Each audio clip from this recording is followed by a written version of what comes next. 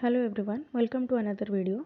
तो पिछले वीडियो में हमने देखा था कि जो 600 टू 750 सीई था पीरियड मेडिवल इंडिया का, तो उसमें हमने नॉर्थ इंडिया में हर्षा का रेन देखा था और उसके साथ साथ कंटेम्प्रेरी जो साउदर्न इंडिया है वहाँ पे क्या रूल चल रहा था वो इस वीडियो में हम देखेंगे। तो फर्स्ट ऑफ ऑल जो हिस्टोरिकल फेज है साउदर्न इंडिया में, तो उसको टोटली हम 300 सीई से लेकर के 750 सीई तक अगर देखेंगे तो उस टाइम पे क्या हुआ ना, जो विंध्या रीजन है वहीं पे ही ज़्यादा मतलब रेन रहा, दबदबा रहा। ठीक है, तो हम दो फेजेस में देखते हैं इसको।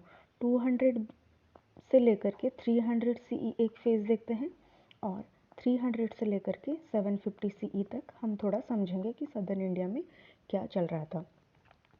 तो फर्स्ट ऑफ ऑल जो ये वाला फेज़ है तो ये एंसेंट इंडिया में आ जाता है और उस टाइम पे सदर्न इंडिया में 3-4 मेजर किंगडम्स रहे, जैसे कि सतवाहना, देन हमारा चोलाज, चेराज एंड पांड्याज। ठीक है, सदर्न एंड में चोला, चेरा, पांड्या 3 किंगडम थे और एक सतवाहना थोड़ा नॉर्थ की तरफ था। तो ये चारों हमारा 200 से लेकर के 300 सीई तक रहे और उसके बाद हमारा जो सेकंड उसके बाद हिस्टोरिकल फेज़ आता है जो कि है 300 से लेकर के 750 सीई तक। तो उसमें मेजर 3 किंगडम्स रहीं सदर्न इंडिया में। एक तो है पल्लवज, जिनका कैपिटल था कांची में, पल्लवज ऑफ कांची। देन नेक्स्ट आते हैं हमारे चालुक्य ऑफ बादामी। ठीक है, बादामी के चालुक्य, BADMI। देन नेक्स्ट हमारे आते हैं पांड्याज। मतलब फर्स्ट हिस्टोरिकल फेज में भी रहे। तो पांड्याज, इनका कैपिटल था आठ Madurai. So these are the three kingdoms during 300 to 750 CE. तो अगर हम थोड़ा सा डिफरेंस देखेंगे कि क्या ट्रांजिशन हुआ, तो पहले जो 300 के पहले जो चोला, चेरा, पांड्या एंड सतवाहन थे, तो उसी टाइम पे बहुत ज़्यादा एक्सटर्नल ट्रेड हुआ, वाइड स्प्रेड ऑफ कॉइन्स हुआ एंड बहुत सारे टाउन्स थे। और लेकिन जो सेकंड फेज़ आते आते जब पल्लवस, चालुक्यज ऑफ बादामी एंड पांड्याज जब रहे, तो उसी टाइम पे ट्रेड, टाउन, कॉइनेज, इन सब में थोड़ा सा डिक्लाइन देखने को मिला और उसमें थोड़ा ज़्यादा टाउन ना हो करके एग्रेरियन इकोनॉमी जो है, कृषि के ऊपर ज़्यादा ध्यान दिया गया। ठीक है, तो अभी हम देखेंगे कि चालुक्यज ऑफ बादामी जो थे, चालुक्य, उनके बारे में थोड़ा डिस्कस करेंगे। तो जैसे कि हमने डिस्कस किया है कि एक्चुअली क्या हुआ ना, जो हमारा महाराष्ट्र रीजन था, let's say this is the Indian map. उस टाइम पे थोड़ा सा अलग रहा होगा, ये मॉडर्न इंडियन मैप है। तो यहाँ पे महाराष्ट्र एंड विदर्भ रीजन है। अभी भी आप देख सकते हैं विदर्भ जहाँ पे सूखा पड़ता है एंड ऑल, एग्रेरियन कल्चर थोड़ा सा डिक्लाइन हो रहा है वहाँ पे। तो वो जो विदर्भ या फिर बेरार रीजन बोला जाता था, तो वहाँ पे क्या हुआ ना, सतवाहनस थे बिफोर 300 सीई। उसके बाद सतवाहनस के बाद आते हैं हमारे एक किंग, मतलब ruling family, that is Vakataka family. ठीक है, तो वकाटका के बाद ही आते हैं हमारे जो चालुक्यज, बादामी जो बोला जाता है, उनके जो चालुक्य हैं उनके बाद आते हैं चालुक्यज। तो पहले सतवाहना हुआ करते थे, उसके बाद एक छोटा सा फैमिली आया था वकाटका और उसके बाद चालुक्य और बादामी, जिनका दबदबा हमें देखने को मिला। तो उन्होंने एक प्रोमिनेंट रोल भी प्ले किया था in the history of Deccan and south India. Nearly लगभग 200 ईयर्स तक उनका रूल रहा, जो कि 6th सेंचुरी सीई से शुरू हुआ था। चालुक्य के पास एक अच्छा सा एक मैरीटाइम पावर था, क्योंकि वो नियर टू सी रहते थे, इस तरह अरेबियन ओशन था। तो यहाँ पे क्या हुआ, उनका जो मैरीटाइम पावर था, दैट इज़ मैराइन पावर। ठीक है, तो ये काफ़ी स्ट्रॉन्ग था and they have also set a kingdom in the western Deccan as well. And उनका जो कैपिटल था वो था वातापी। ठीक है, Vatapi was the kingdom of Chalukyas of Badami and इसको मॉडर्न डे में एक्चुअली बादामी, जो चालुक्य बादामी हम बोलते हैं, वातापी पहले इसका नाम था, अभी इसका नाम बादामी के नाम से जाना जाता है। और जो चालुक्य जब बादामी थे वो एक्चुअली उनको हम प्राइमरीली वेस्टर्न चालुक्यस बोलते हैं। एंड अलग दो ब्रांचेस भी हैं चालुक्यस के, ठीक है। एक 3 टाइप के चालुक्य हुए हैं हिस्ट्री में, और एक तो बादामी के चालुक्य, उसके बाद एक दूसरे रहे ईस्टर्न चालुक्य। ये जो बादामी वाले चालुक्य हैं उनको वेस्टर्न चालुक्य बोलते थे। जो ईस्टर्न चालुक्य है वो उनका कैपिटल था एट भेंगी, वेंगी या वेंगी बोल सकते हो। एंड एक थे चालुक्यस ऑफ लता। तो 3 टाइप के चालुक्यस हुआ करते थे। लता इतना इम्पोर्टेंट नहीं है, वेंगी हम पढ़ेंगे आगे जा कर के, और ये अभी हम देख रहे हैं चालुक्यस ऑफ बादामी।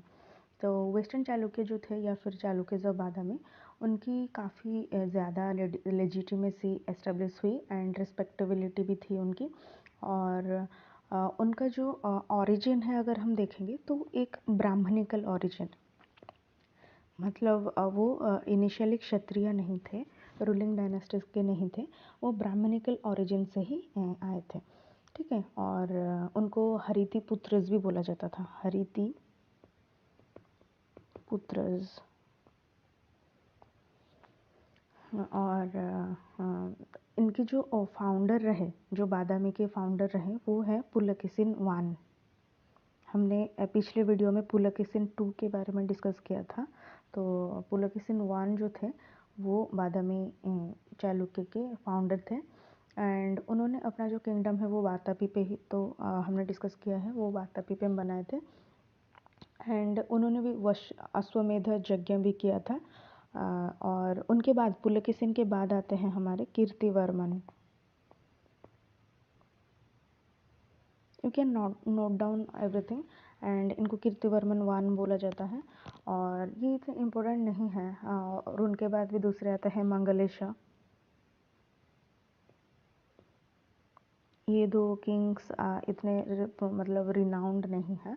और उनके बाद जो मंगलेश, तो उनके बाद आते हैं हमारे king Pulakeshin II। Pulakeshin II, and he was the most powerful among all the Chalukya kings, and he was very famous. and उनका जो मिलिट्री सक्सेस था वो भी काफ़ी ज़्यादा अच्छा था, लाइक हर्षा, जो कि हमने डिस्कस कर लिया है पिछले वीडियो में। और उनकी एक यूलोजी थी। यूलोजी क्या है, यू कैन सर्च यूलोजी। तो his eulogy was written by his court poet Ravi Kirti. ये थोड़ा याद रखने वाला है, क्योंकि जैसे हर्षा के कोर्ट पोइट कौन थे, वर्णभट्ट, तो वैसे इनकी यूलोजी लिखा था उनके कोर्ट पोइट रवि कीर्ति, जिसको कि हमने मतलब हमें मिल सकता है वो आईहोल इंस्क्रिप्शन में। आईहोल इंस्क्रिप्शन, उसमें हमें पुलकेशिन II के बारे में पता लगता है।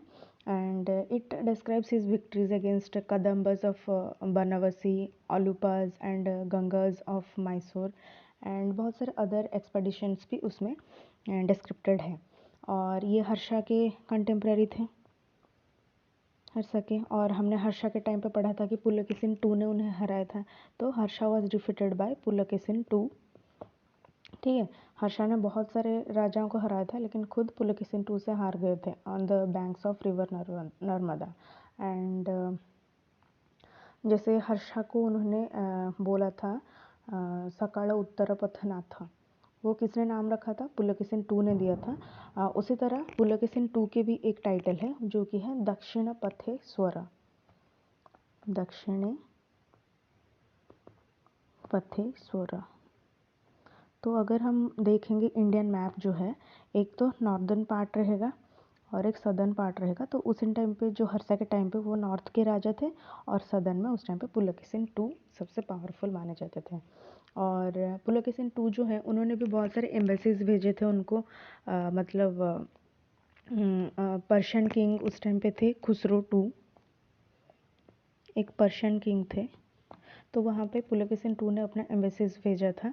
एंड ये जो एम्बेसी को उन्होंने रिसीव किया था खुसरो II ने, तो वो डिपिक्टेड है हमारे अजंता केव्स में, ठीक है। और हुएनसांग भी उसी टाइम पे आए थे हर्षा के टाइम पे। और उसी टाइम पे पुलकेशिन II का रूल था सदन में। And he also described that even though Pulakeshin II was a Hindu, he was tolerant towards Buddhism and Jainism। ठीक है, ये ऐसा ह्वेनसांग लिखते हैं। और उनका भी कॉन्फ्लिक्ट्स रहा, पुलकेशिन II के भी कॉन्फ्लिक्ट्स थे with the Pallavas of Kanchi. And उनका जो रीज़न था between the Krishna river and Godavari river, वो रीज़न, हाँ, उन्होंने मतलब इसी को ही बोलते हैं वेंगी, जो वो रीज़न था। और वेंगी के भी कुछ चालुक्य थे, और ये लोग पुलकेशिन II बादामी के चालुक्य थे, और उसी को पल्लवर्स से छीना था पुलकेशिन II ने। ठीक है, तो इतना बहुत है रिगार्डिंग पुलकेशिन II। और पुलकेशिन II के बाद आते हैं विक्रमादित्य। विक्रमादित्य I। ओके, तो विक्रमादित्य I, फिर विनायादित्य I, विजयादित्य आते हैं, विक्रमादित्य II आते हैं, कीर्तिवर्मन II आते हैं। तो बहुत सारे किंग रहे चालुक्य ऑफ बादामी के, लेकिन सारा कुछ पढ़ना ज़रूरी नहीं है विथ रिस्पेक्ट टू एग्ज़ाम। ठीक है, कुछ कुछ टेम्पल बिल्डिंग में भी उनका बहुत ज़्यादा कंट्रीब्यूशन रहा, बादामी के चालुक्य लोगों के। ठीक है, टेम्पल बिल्डिंग वो बढ़िया करते थे। और अगर उसी टाइम पे हम थोड़ा सा ईस्टर्न चालुक्य भेंगी भी देखेंगे, ईस्टर्न चालुक्य, उनको वेंगी की कैपिटल मतलब वहाँ पे था उनका। और उनके भी कुछ फेमस किंग्स रहे, जैसे कि Vishnuvardhana, then Vijayaditya II, Vijayaditya III, Bhima I, everything. बहुत सारे किंग्स रहे ईस्टर्न चालुक्य और वेंगी के भी। और चालुक्य ऑफ लता जो मैंने बोला था, वो इतना इम्पोर्टेंट नहीं है। ठीक है, और उसी टाइम पे जो ये तो हमने देखा चालुक्य ऑफ बादामी, उन्हीं के बारे में डिस्कस किया, और वेंगी के बारे में डिस्कस किया। जो थोड़ा सा और फारदेस्ट साउथ में हम जाएंगे, यहाँ पे था हमारा बादामी चालुक्य एंड वेंगी चालुक्य। और उससे थोड़ा नीचे हमारे आ जाएंगे 3 किंगडम, जो कि हैं पल्लवर्स ऑफ कांची। देन हमारे आते हैं पांड्याज ऑफ मदुरई। ठीक है, और एक तीसरे थे जो वेस्टर्न गंगस ऑफ मैसूर, गंगस। तो ये सारे थोड़े बहुत जो सदर्न मोस्ट पॉइंट में हमारे किंगडम्स रहे। ठीक है, तो उसके बारे में थोड़ा थोड़ा हम भी देख लेंगे। जैसे कि पल्लवर्स ऑफ कांची, तो जैसे कि सातवाहन रूल था 300 CE तक, उनका जब डिस्ट्रक्शन होता है, तो जो ईस्टर्न पार्ट रहा पेनिनसुला का, जो कि कृष्णा गुंटूर रीजन है, कृष्णा रिवर और गुंटूर रीजन है, तो वहाँ पे एक फैमिली डोमिनेट होकर के आती है, जिनको बोला जाता है इक्सवाकुज़, इक्सवाकू, IKSHVAK, इक्सवाकुज़। तो उनको एक्चुअली वो प्रोबेबली एक लोकल ट्राइब है, जिन्होंने अपना जो नाम है इक्सवाकू इसलिए रखा to demonstrate the antiquity of their lineage. तो उनका जो लिनियज है उसको थोड़ा सा बढ़ाने के लिए उन्होंने उनका नाम इक्सवाकू रखा था। और बहुत सारे इंस्क्रिप्शन में भी उनकी डिस्क्रिप्शन पाई जाती है। और जो इक्सवाकू है, उन्होंने ही मतलब पल्लवज पे दबदबा डाला था।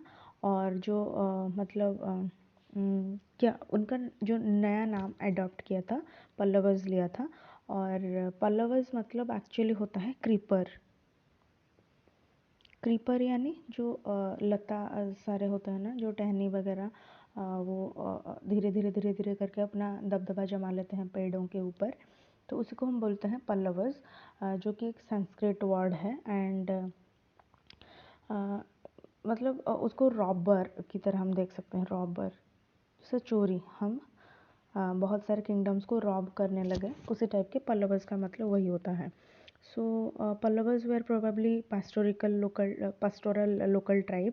एंड उनका जो ऑथोरिटी था, उन्होंने वहाँ पे एस्टेब्लिश किया था। एंड उसको उन्होंने जो सारे जगह एक्वायर किए थे, उनको बोला गया तोंडाई मंडलम। एक्चुअली ये जो टोंड वो है टोंडी, एक्चुअली टोंडी तमिल में वही होता है क्रीपर, ठीक है। तो इसलिए वो जहाँ जहाँ पे एक्वायर करते थे, अपना एस्टेब्लिश करते थे किंगडम, उसको वो एरिया को टोंडाई मंडलम कहते थे, ठीक है। और उनका कैपिटल था एट कांची, कांची में उनका कैपिटल था। और एक इम्पोर्टेंट टेम्पल टाउन भी रहा कांची, और ट्रेड एंड कॉमर्स भी बहुत अच्छे से फ्लोरिश किया वहाँ पे। तो ये सारे हो गए पल्लवस ऑफ कांची। किंग्स के बारे में इतना पूछता नहीं कोई, मतलब क्वेश्चंस कोई कुछ ज़्यादा पूछता नहीं है। और फिर हम देख लेंगे थोड़ा सा जो पांड्याज ऑफ मदुराई। पांड्याज ऑफ मदुराई, तो मतलब ज़्यादा कुछ इन्फॉर्मेशन है नहीं इनके बारे में एक्चुअली, जो इंस्क्रिप्शन वगैरह एंड यूलोजी कुछ मिला नहीं ज़्यादा पांड्याज के बारे में। और पांड्याज मोस्टली वॉर्स में थोड़ा सा इन्वॉल्व थे विद द कॉन्टेम्प्रेरी पावर्स, जैसे कि पल्लवस थे उसी टाइम पे, तो उनके साथ भी कन्फ्लिक्ट था पांड्याज का। एंड उनका जो कैपिटल था वो मदुराई में था, मदुराई, जो कि अभी मतलब तमिलनाडु में है, ठीक है। तो उनके भी जो किंग्स हैं उनका इतना क्रोनोलॉजी जानने की मतलब ज़रूरत कोई नहीं है, तो इसमें हम इतना देख लेते हैं। और वेस्टर्न गंगाज ऑफ मैसूर भी अगर देखेंगे तो वो एक अच्छे से कंटेम्प्रेरी थे पल्लवस के। तो हमने देखा पल्लवस, गंगज एंड पांड्याज ऑफ मदुराई। तो ये तीनों हो गए जो हमारे 600 टू 750 CE, वो वाला फेज जो 300 टू 750 CE अगर हम देखें तो उसी टाइम पे सदर्न इंडिया में यही था। और ये सारे हर्षा नॉर्थ इंडिया में जब रूल करते थे तो उन्हीं के ही कंटेम्प्रेरी थे। तो इतने में जो सदर्न का किंगडम सारे हैं हमने डिस्कस कर लिया है। और मैप वगैरह भी आप देख सकते हैं, जो जो सारे कैपिटल बोली मैं, तो उसको लोकेट भी करने से वो ज़्यादा क्लैरिटी आ जाता है। और इसके बाद हम फिर देखेंगे नॉर्दर्न इंडिया में और सदर्न इंडिया में जो पीरियड रहा 750 CE से लेकर के 1000 CE तक, वो कैसा रहा और कौन कौन से किंगडम वहाँ पे रूल करते थे। और उसमें tripartite struggle and all, Kannauj को कैसे एक्वायर करने के लिए सब चाहते थे, वो सारे आ जाएंगे उसी में, ठीक है। तो इसी वीडियो में इतना ही, and keep practising. Thank you.